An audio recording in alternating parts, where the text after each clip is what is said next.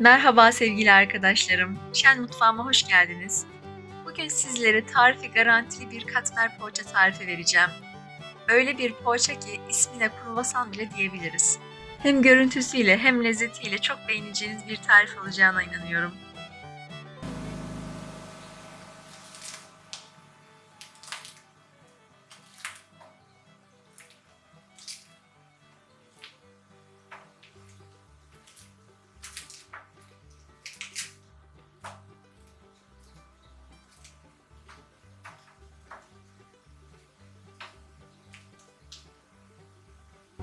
Zamanınızı daha çok almadan hemen yapımına geçelim. Bir kaba bir paket kuru maya koyuyorum. 3 yemek kaşığı şekeri de ilave ediyorum.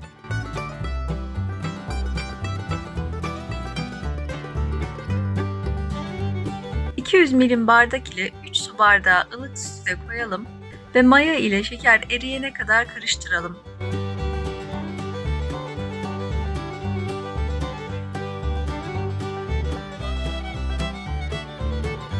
2 adet yumurta kullanacağım ama bir yumurtanın sarısını piştikten sonrası için ayırdım. Bir yumurtayı ve bir yumurtanın da akını koyuyorum. 1 çay kaşığı tuz ilave ediyorum.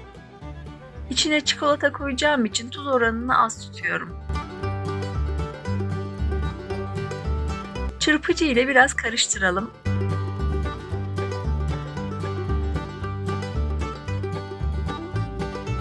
Unu da ekleyip bir kaşık ile karıştıracağım. Daha sonra elimle yoğurma işlemine devam edeceğim.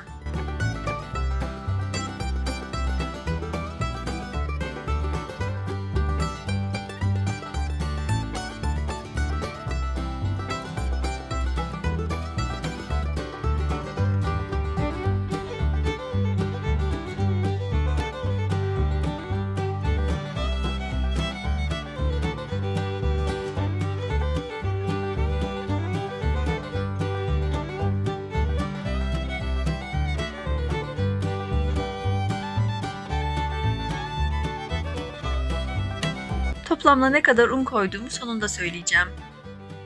Kıvamı hala çok sıvı, un koymaya devam ediyorum. Evet, elimle yaklaşık 5 dakika yoğurdum ve tam olarak 9 su bardağı un kullandım arkadaşlar. En son elinizle yapışan unları elinize çok az sıvı yağ dökerek hamura yedirebilirsiniz. Evet, hamurum hazır. Yumuşak kıvamlı, ele yapışmayan bir hamur elde ettik. Şimdi üzerini bir streç ile örtüp mayalanması için bekleyeceğim. Çekim sırasında vakit kazanmak için mayalanma işlemini fırında yapıyorum genelde.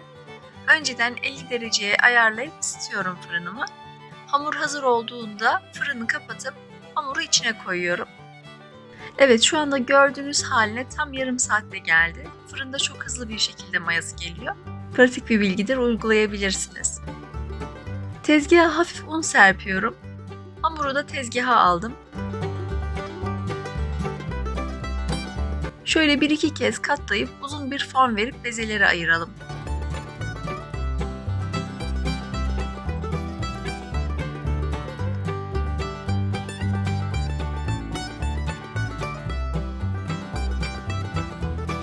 Tam 20 parça olacak şekilde bezeleri yuvarladım.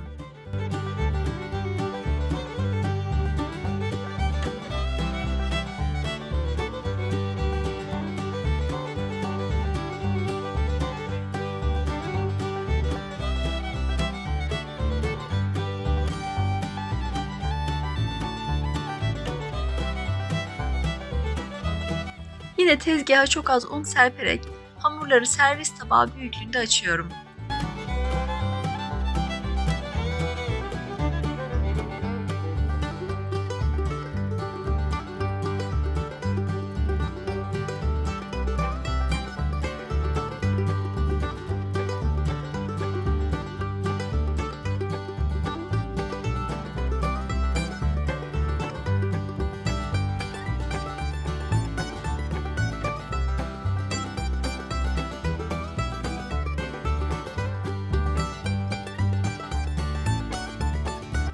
...10 tane bezeyi açtım. Tabağın altını yapışmaması için unlayalım. Şimdi açtığım hamurları her katta yağlayarak üst üste koyacağız. Tereyağınız muhakkak oda ısısında olsun.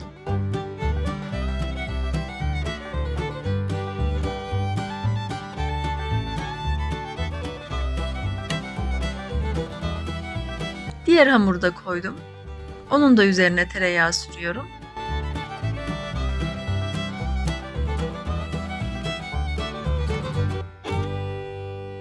Ben biraz bolca sürüyorum yağı. Ara katların belirgin olması için yağ sürmemiz çok önemli.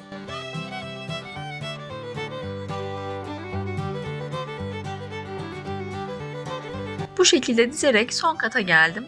10. kata hamuru koydum. Hafif bastırıyorum. Tereyağı sürmeden streçleyip buzdolabına kaldırıyorum. Aynı şekilde diğer 10 bezeyi de açtım. Aralarını yağladım. Son katı koyup onu da buzdolabına kaldırıyorum. 250 gram tereyağından kalan bu kadar oldu. 100 gram kadar arttı diyebilirim. Hamuru buzdolabında en az 1 saat dinlendirebilirseniz daha iyi olur. Fakat benim çok fazla zamanım olmadığından yarım saat dinlendirebildim. Hamuru tezgaha alıyorum. Yine bir merdane yardımıyla açmaya başlıyorum. Hamuru ne kadar büyütürsek o kadar iyi sonuç alırız.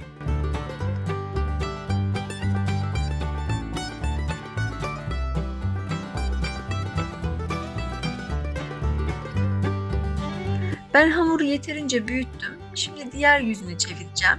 Düzgün tarafın altta kalması daha iyi çünkü. Bu şekilde de biraz açıyorum.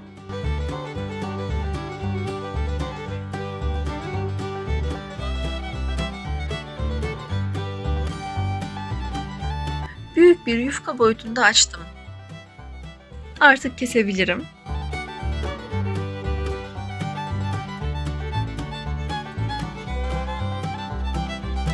...16 parçaya böldüm. Siz isterseniz daha küçük de kesebilirsiniz. Şu bir tanesi gözüme çok büyük göründü. Onu da ortadan yine kesiyorum. Kahvaltılık çikolata koyuyorum hamurun başlarına. Çok yumuşak kıvamlı bir çikolata olduğu için daha önce buzdolabına koymuştum.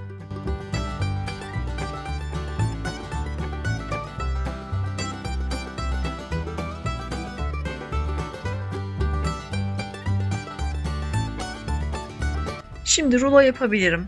Sararken hamuru geri çekiyorum biraz. Bu şekilde biraz daha inceltmiş olacağız hamurumuzu.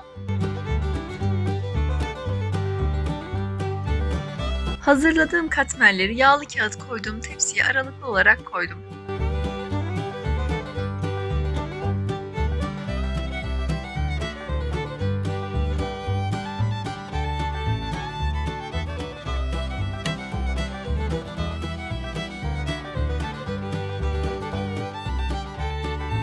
Kalan bir yumurta sarısının içine bir tatlı kaşığı sıvı yağ koydum. Her yerine sürüyorum.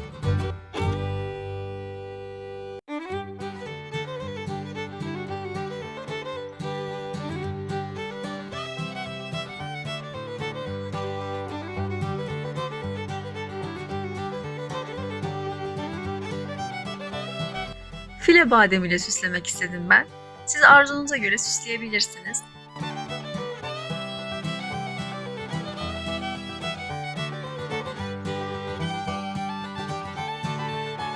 Önceden ısıttığım 190 derece fırında altı üstü kızarana kadar pişireceğim. İlk tepsim pişti. O kadar muhteşem görünüyorlar ki pastanelerden aldıklarımızdan çok daha lezzetli, kıyır kıyır oldu. Burada ufak bir hatırlatma yapmak istiyorum. Destekleriniz benim için çok önemli. Videomu faydalı bulduysanız beğenmeyi ve kanalıma abone olmayı unutmayın. Yorum kısmından istediklerinizi sorabilirsiniz. Şimdiden desteğiniz için teşekkür ederim. İkinci tepsiyi peynir ile yaptım. Siz içine ne koymak isterseniz tabii ki olur. Hamurun içine çok az tuz koymuştuk ama peynir tuzlu olduğu için dengeledi. Gayet güzel oldu. Şöyle içini göstereyim. Katlar belirgin, tel tel bir poğaça oldu. Umarım tarifimi beğenmişsinizdir. Bugünkü tarifimin de sonuna geldik. Bir sonraki videolarda görüşmek üzere. Hoşça kalın.